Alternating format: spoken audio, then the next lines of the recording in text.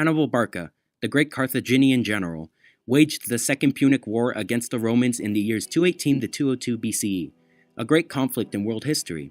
Using innovative tactics, Hannibal nearly defeated the Roman Empire in Italy, both shaking its economy and stunting its growth. Due to a lack of logistical support from the Carthaginian government, Hannibal was forced to retreat with his army to his home city of Carthage. Though the Carthaginian army lost the Second Punic War, Hannibal had a profound impact on tactics and military strategy. The strategies he had developed have remained relevant in the modern era, some even used by the Germans in World War I, and his strategic leadership has continued to be a great inspiration for future generations. Hannibal's Veiled Triumph by Christopher Worley, Pablo Gallegos, Adrian Ramirez, Lucas Peralta, and Armando Lerma.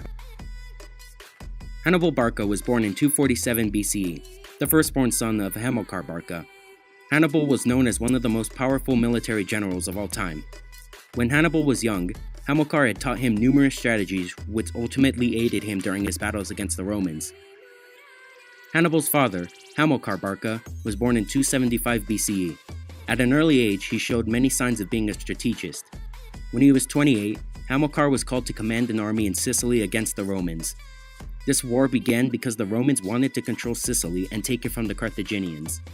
Around the time of Hamilcar's command, his son Hannibal was born. Hamilcar continued to command the army that was in Sicily until the year 241 BCE. This conflict resulted in a peace treaty that forced the Carthaginians to return to Carthage and give up Sicily.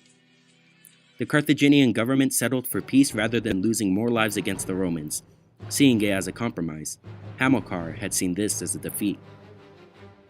Later in 240 BCE, Hamilcar was called back to command an army in Spain in order to push away the Roman forces. In Spain, they fought both the Romans and their Spanish allies. He took his son-in-law, Hasdrubal the Fair, and asked his son Hannibal if he would like to accompany them. Hannibal was excited to go to Spain as he was originally told that he would have to wait until he was older. During their time in Spain, Hannibal had taken an oath against the Romans, and alongside normal training, Hamilcar taught his son how to use Carthage's unique weapon, the African war elephants. Hamilcar remained in Spain in order to extract Spanish resources to pay off the First Punic War indemnity after the Roman army was defeated. These battles resulted in the Carthaginians intending on controlling Iberia. In the year 228 BCE, the Oratani tribe came upon Hamilcar and his army during his siege on the Spanish natives. Leader Orisus offered to help Hamilcar and his army. When the tribe gained their trust, they then attacked the Punic army. While the Punic army was retreating, Hamilcar was knocked off his horse into a river by the Oratani and had drowned. Hannibal was devastated to watch his father die and had later learned that the Oratani were Spanish allies with the Romans. The death of his father sparked his intentions on taking down the Roman Empire as vengeance.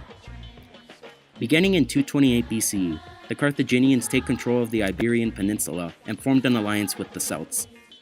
Both Hasdrubal and Hannibal planned to use the African war elephants and also African, Iberian, and Celtic mercenaries to fight against Rome. Rome received news of their plan and stationed troops on the island of Corsica and the west coast of Italy, expecting a naval invasion. Knowing where Rome had deployed troops, Hasdrubal had an idea for a surprise attack. Hannibal and Hasdrubal both decided to attack through the Italian Alps. The attack was to surprise the Romans on their northern border.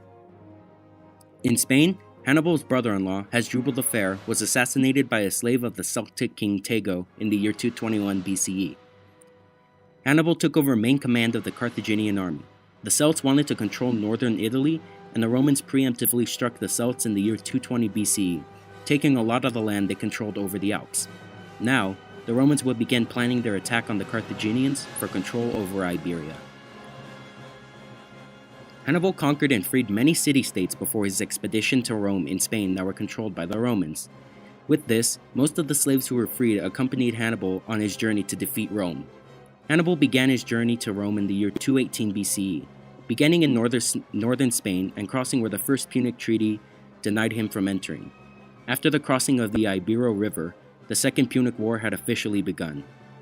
When Hannibal and his troops were on the Italian side of the Alps, some lost their footing and fell due to an increased steepness, and they had lost their lives. This weakened the Punic army slightly, though not greatly enough to warrant a retreat. A scholar and as well a soldier, proficient in Greek and his knowledge of science that proved beneficial to his men whilst amidst the arduous pass of the Alps, Cornelius Nepos. In 217 BCE, he's victorious in the Battle of Trasimene.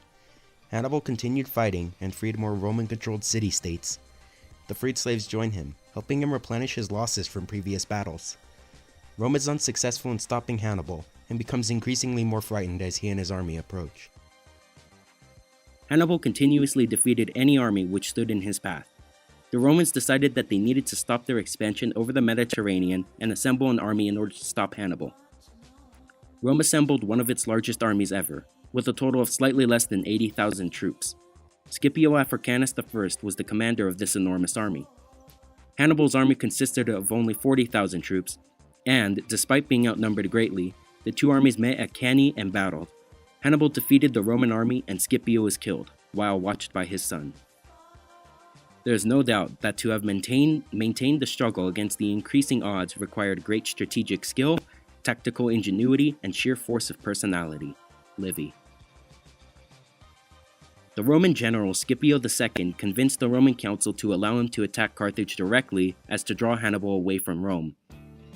Hannibal's army hears of the Roman plan to attack Carthage, and Hannibal made the decision to head back to defend the city from complete destruction.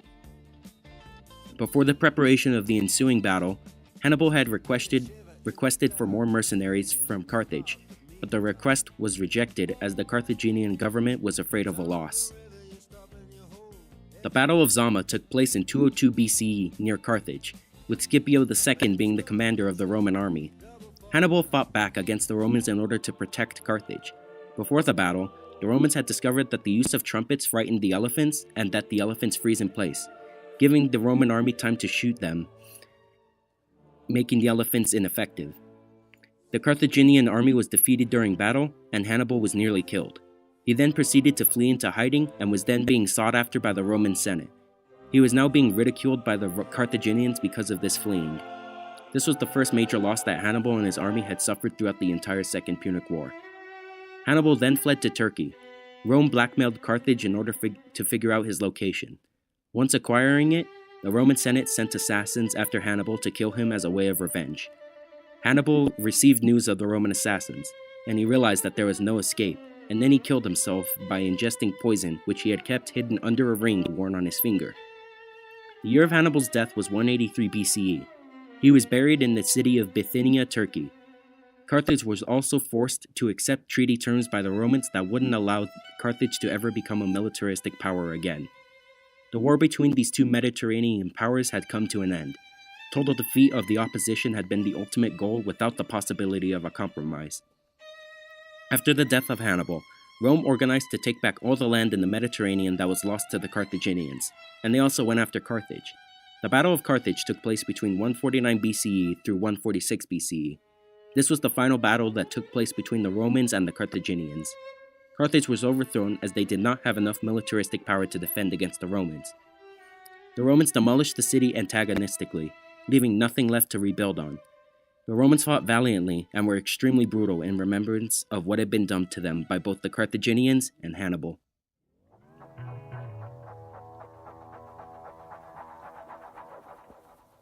Hey, mama said the way you move gonna make you sweat, gonna make you